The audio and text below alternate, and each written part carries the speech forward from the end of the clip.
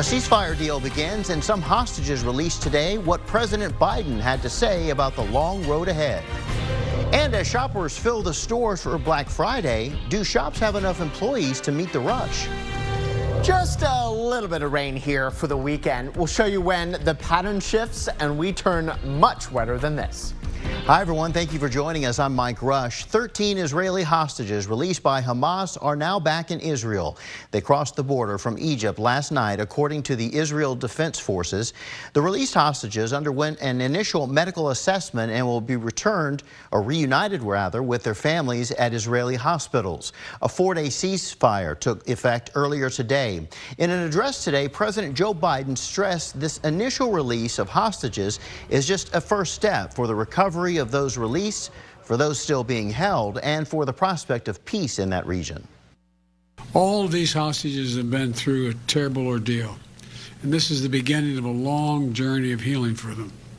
The teddy bears waiting to greet those children at the hospital are a stark reminder of the trauma these children have been through, and at such a very young age. In exchange for the group of 24 hostages, Israel is set to release 39 Palestinians who were being held. First warning weather with meteorologist Nick Bannon. Well, real beautiful day here today. Temperatures mid-60s, sunshine. We're cooling off now, though, but we still have the sun, as you can see from our Ewald Kubota camera in Georgetown. Mostly it's low 60s now, so we have started cooling off a little bit, but skies are still clear, and they should stay mostly clear, at least for the next few hours, maybe a few more clouds at 11. 56 at 7, 52 at 9, and we're already in the 40s by 11 o'clock tonight. Eventually another chilly night. Coming up in first warning weather, some spotty rain for the weekend. We'll time that out ahead of a lot of chilly temperatures over the course of the next week. We'll show you when more meaningful rain is likely and a pattern change that even means more rain. All right, Nick, thanks. Millions of Americans are expected to hit the shops for a Black Friday today, with the National Retail Federation expecting nearly 130 million people to spend money.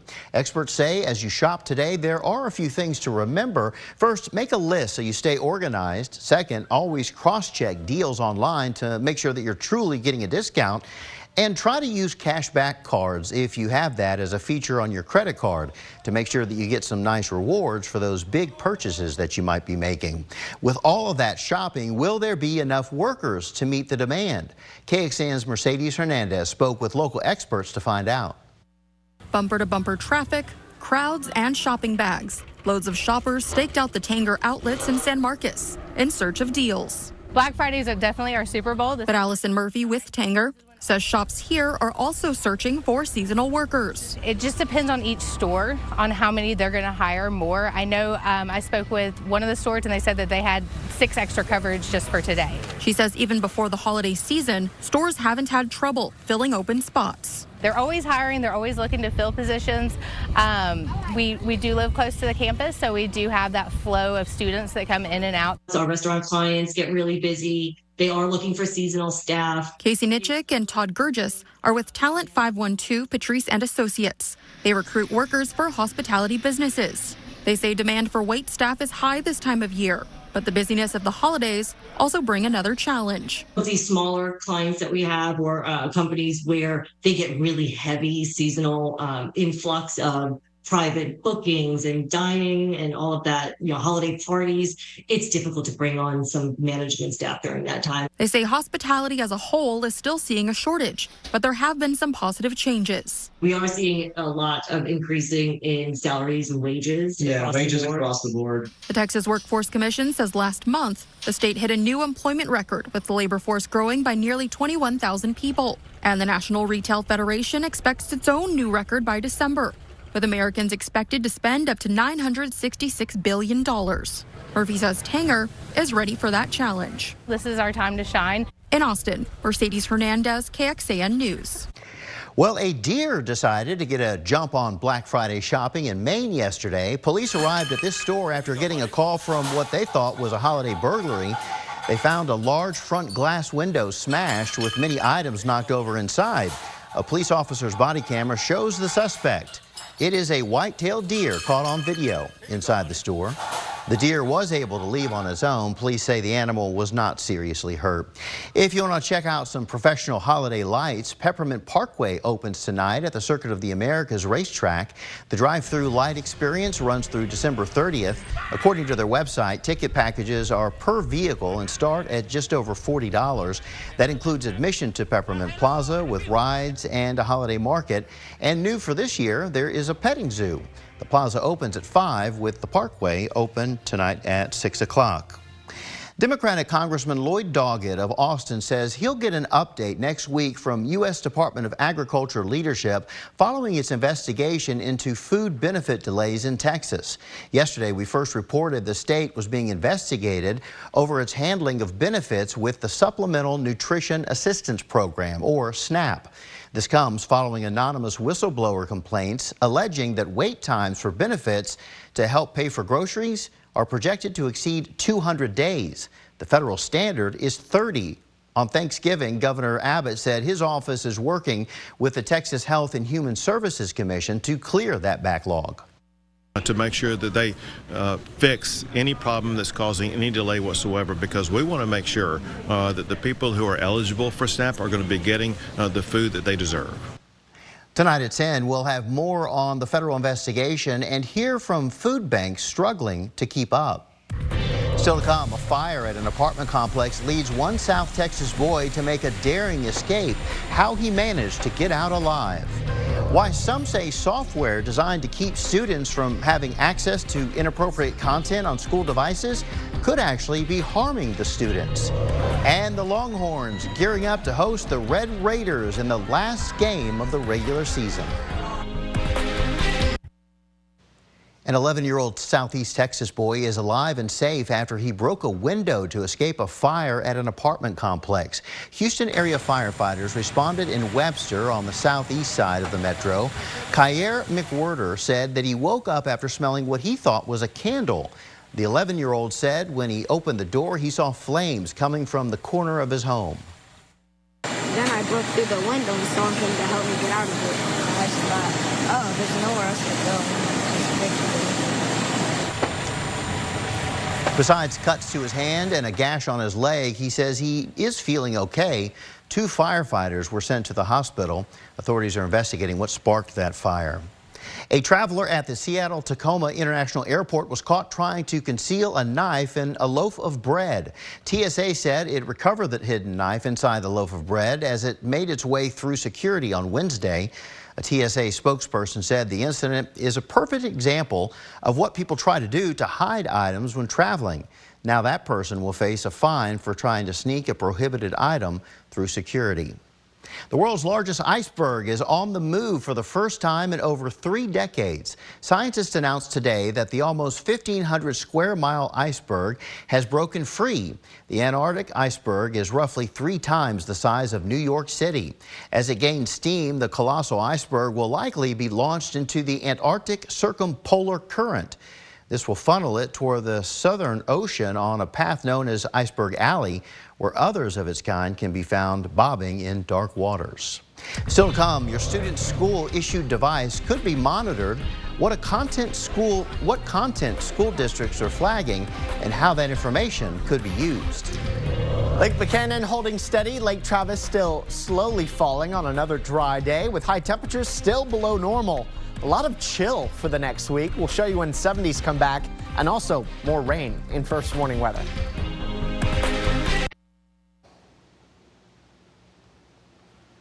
Your students' school devices could be violating their privacy in ways that could be used against them. That's according to a new report that finds the student surveillance company called GoGuardian and others like it have access to sensitive data. JLo Washington reports what kind of content they're flagging and why the company that looked into this thinks parents need to be aware. Gun violence, historical topics, political parties, and even news and counseling or therapy websites. This is just some of the content being flagged by a student surveillance company, GoGuardian. according to a report from a nonprofit that advocates for rights online in the digital world. We just got these huge data sets where GoGuardian was flagging, as they call it, students for just doing their homework, for looking for jobs online, for doing the things that you expect kids to do. According to the Electronic Frontier Foundation, the group behind the report, 88% of districts throughout the country report using a student activity monitoring software, the most common being GoGuardian. 3 school districts in Texas, like Travis, Alvord, and Southwest ISDs, actually handed over data in which EFF analyzed. Each one of these alerts, these flags, is attached to a particular student, which could flag that student for attention for discipline, could reveal things about that student that they would prefer to be private,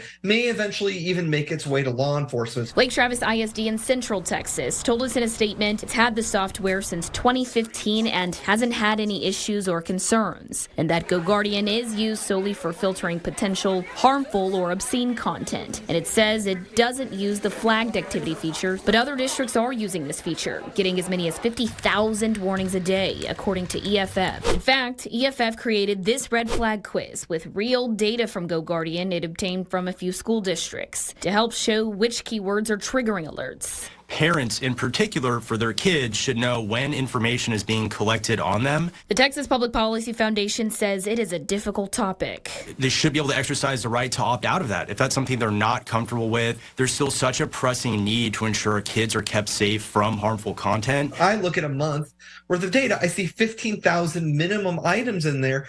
I don't even know how you would find a student who's having problems. Jayla Washington, KXAN News.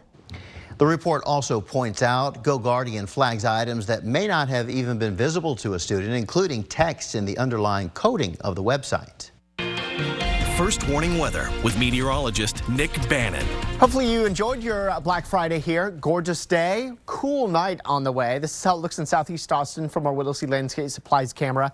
Clear skies, reasonably light winds are going to mean that temperatures drop rather quickly here tonight. So bundle up if you are heading out or if you're heading to DKR for the game here not too long from now. Clear skies for the time being, but clouds south of us are going to funnel in here tonight, making way for a much cloudier Saturday, although Sunday afternoon we may get a little sun.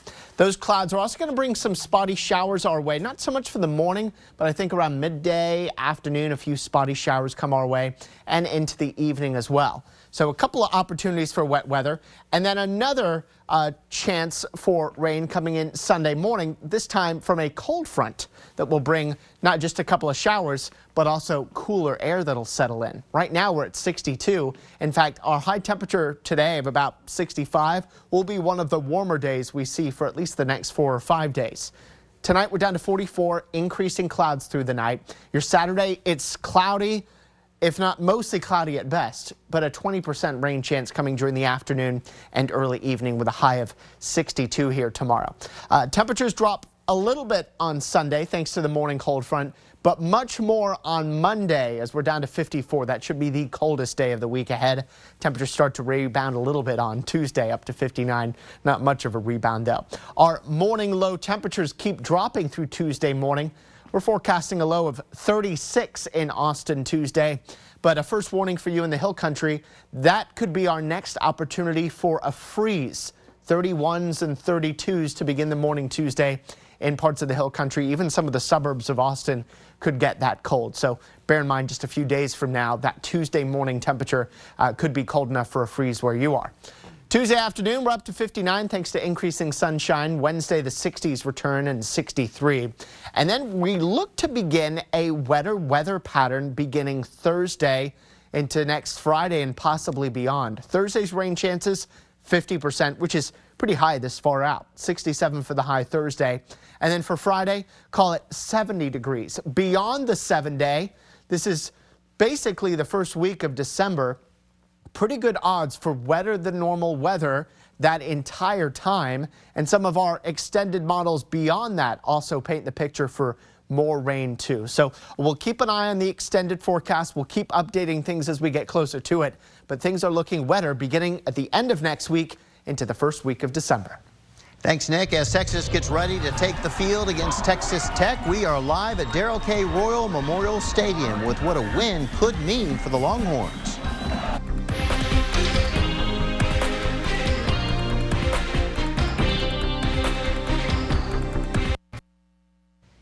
A lot on the line today on the 40 acres with Texas hosting Texas Tech in the regular season finale. The Longhorns can clinch a spot in the Big 12 championship game with a win. Noah Gross is outside the stadium. Noah, how's it looking out there tonight? Man, Mike, I was expecting this to be one of the most energetic Bevo Boulevards, as you can see behind me, we've had in a long time. And it's as energetic as I've seen, maybe with the exception of Alabama and that 11 a.m. kick last season. But so much energy surrounding this one, and for good reason, as we start to kind of break it down here. Texas and Texas Tech, the rivalry that we've all known for so long. This is the last time for the foreseeable future with the Longhorns set to go to the SEC. But as far as this season goes, Texas, if they win, as you said, Mike, on the way to the Big 12 championship game. It's the biggest game for Texas in a long time, maybe since back in 2009, definitely since the Steve Sarkisian era. So how does Coach talk to his team about a game this big, getting him ready to face the Red Raiders? We went into this season with a mission to try to be champions. We felt like we were more than capable to do that, but that we would have to handle our business along the way. I think we've performed that way, but the work's not done. And so it's not something that we shy away from or need to shy away from, but it's also not something that I need to make it even bigger this week. And as we talked about at KXAN at 4, senior safety Jaron Thompson and the rest of this team. Remember, last year in Lubbock, Texas Tech won in overtime against the Longhorns. They came back, stormed the field. So with everything on the line for Texas, they know how much this one means to the fan bases on both sides, which of course talks some smack. So you may be thinking, where else would you rather be than DKR Texas Memorial here on a Friday evening set for the Big 12 regular season finale? I got one place for you that might not be better, but our Roger Wallace has more from the Texas women's basketball team in the Virgin Islands.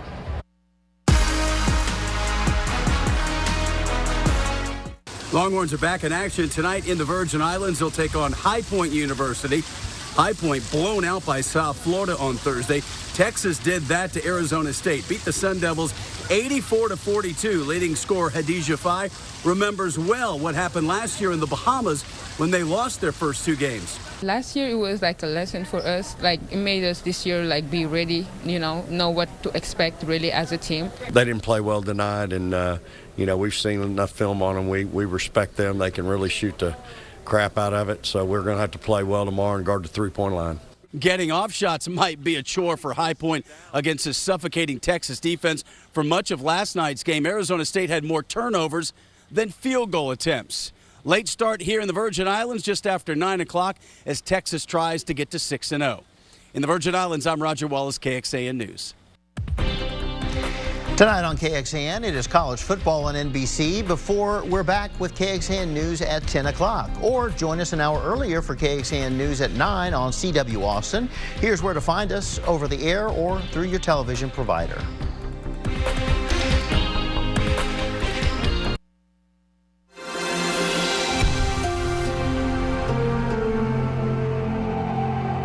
KXAN now has daily podcasts, so you can listen to us in your car. Just search KXAN wherever you get your podcasts or find them on demand at KXAN.com/podcasts. Well, you can ring in the start of the holiday shopping season tonight in Georgetown for the lighting of the square. Just like in past years, the historic Williamson County Courthouse is the place to be, starting right around now at 5:30. Local leaders will flip the switch at about 6 tonight, and many stores will stay open late. You can also make toy donations to the Georgetown Police Department Blue Santa and to Williamson County Brown Santa as well. The holiday lights will remain lit every evening through New Year's Day. And if you want to check out the holiday experience in the Hill Country, Pedernales Electric will provide the juice tonight for the famous holiday lights display in Johnson City. The lights will begin shining tonight at 6 until midnight, and that's every night through January 7th.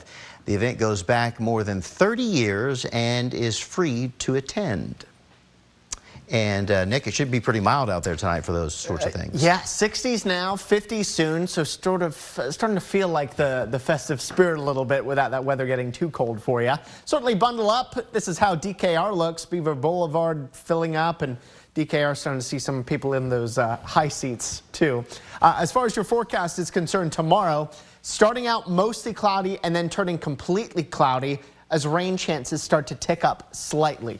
10% by 1, 20% chance for a few very light showers at 5. And then those rain chances keep going into Sunday morning. By Sunday afternoon, the sun is out, but it's breezy and cool sunshine with a high of 60. So despite the fact that Sunday has a little more sun than Saturday, Sunday is actually going to be cooler because of a morning cold front that comes through Sunday morning. As far as rain chances go, low rain chances both days of the weekend, but much higher rain chances Thursday and Friday. Should add up to about a quarter inch or less for most of us, unless you're in our eastern counties, which should get more. Looking at our first warning weather 7-day forecast, you can see those much higher rain chances toward the end of our 7-day when temperatures get a little warmer too. Mike? All right, thanks, Nick, and thank you for watching. NBC Nightly News is next. We hope to see you back here after the game tonight.